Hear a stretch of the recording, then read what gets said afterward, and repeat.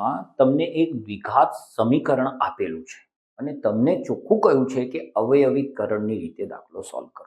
તો જે કહ્યું છે એ જ આપણે કરીશું. પણ સર, આ વર્ગમૂળ તો બહુ હેરાન કરે છે. મને ખબર છે રેડિયાળો તમને સૌથી વધારે વર્ગમૂળ જ હેરાન કરે છે. પણ જે વસ્તુ હેરાન કરતી હોય એને શીખવાનો પ્રયત્ન તમે નથી કરતા. એ કરો, શીખો. 9મા ધોરણના મારા વિડીયો અવેલેબલ છે જે વર્ગમૂળ પર છે ને એમાં બધા કન્સેપ્ટ મેં સરસ રીતે સમજાવ્યા. વર્ગમૂળને સમજી લો એકવાર. હવે આ દાખલો કેવી રીતે સોલ્વ કરીશું? બહુ ઇઝીલી સોલ્વ થઈ જશે. શું વાત કરો છો સર? આ દાખલો અમને સૌથી ખતરનાક લાગે છે ને તમે કહેશો ઇઝીલી સોલ્વ થઈ જશે. જુઓ તમે, પહેલે તો આપણે આને અવયવની રીતે સોલ્વ કરવાનું છે, રાઈટ? હવે અવયવની રીતે સોલ્વ કરવું હોય તો 3 પદ આપ્યા હોય એટલે આપણે સામાન્ય રીતે મધ્યમ પદના ભાગ પાડવાની રીતની ઉપયોગ કરીશું, બરાબર? એટલે મધ્યમ પદ કયું છે? 7x. હવે એના ભાગ પાડવા માટે આપણે અચળ પદ એટલે કે 5 વર્ગમૂળમાં 2 અને x² નો સહગુણક એટલે કે વર્ગમૂળમાં 2 આનો ગુણાકાર કરીશું, બરાબર? હવે જોઈએ આનો ગુણાકાર શું થાય છે. તો વર્ગમૂળમાં 2 અને વર્ગમૂળમાં 2 નો ગુણાકાર થઈ જશે વર્ગમૂળમાં 4, બરાબર? અને 4 નું વર્ગમૂળ આપણે બધા જાણીએ છીએ કેટલું? 2, અને 2 ગુણાશે 5 સાથે એટલે કેટલા થઈ જશે? 10. તો આ બંનેનો ગુણાકાર તો 10 આવી ગયો. સર, આ તો વર્ગમૂળ જ ઉડી ગયું. હા, હું એક તો સમજાવતો હતો, ઈઝી વસ્તુ છે. હવે 10 ના એવા 2 ભાગ પાડો કે જેથી આનો સરવાળો 7 થાય. સર, આ તો અમને આવડે જ છે, મને ખબર છે.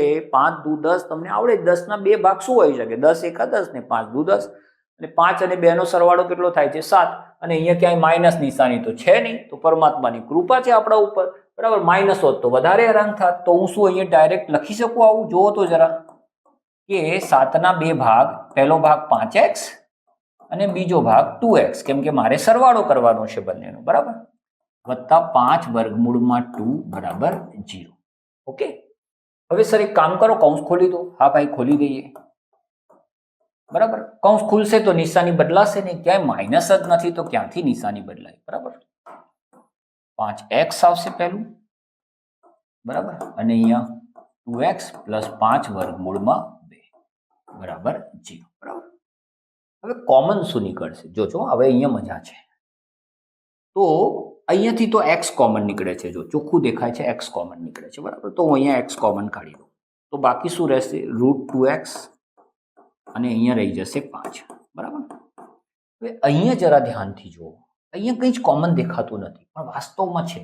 આ જે 2 છે ને બેટા, એ 2 જે છે એ વર્ગમૂળમાં 2 ગુણ્યા વર્ગમૂળમાં 2 છે. જો એનું એક્ઝામ્પલ અહીંયા જ છે. આ 2 કેવી રીતે? આ બંનેના ગુણાકારથી, બરાબર? અને એની સાથે બીજું કોણ હતું? x હતું, બરાબર?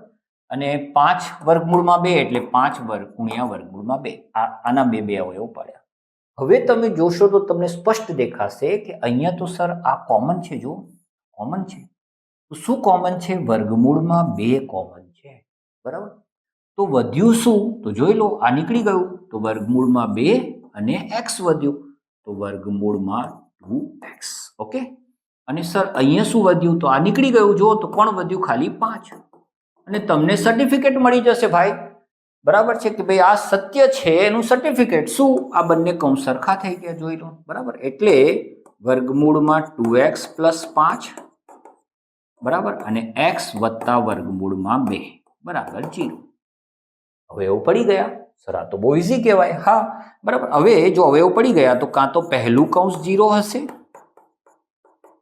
બરાબર, કાં તો બીજું કૌંસ 0 હશે. જો પહેલું કૌંસ 0 હશે તો +5 પેલી બાજુ જશે તો -5, બરાબર? અને વર્ગમૂળમાં 2 ગુણાકારમાં આમ જશે તો ભાગાકારમાં, તો -5 ભાગ્યા વર્ગમૂળમાં 2. આ તમારું પહેલું ઉકેલ, પહેલો બીજ. અને વર્ગમૂળમાં 2 પ્લસ છે, આમ જશે તો માઇનસ, તો x બરાબર થઈ જશે -વર્ગમૂળમાં 2. આ તમારો બીજો ઉકેલ, બીજો બીજ, શૂન્ય, જે તમારે નામ આપવું હોય. અહીંયા આપણને શું કીધું હતું? ઉકેલ કીધું હતું. તો આપણને બંને ઉકેલ દ્વિઘાત સમીકરણના મળી ગયા અવયવીકરણની રીતથી. આ દાખલો તમારે દ્વિઘાત સૂત્રની મદદથી પણ સોલ્વ કરવો જોઈએ.